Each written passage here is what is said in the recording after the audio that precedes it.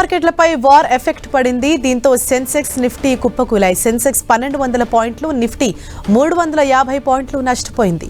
దీంతో సూచీలు నష్టాల్లోనే ప్రారంభమయ్యాయి.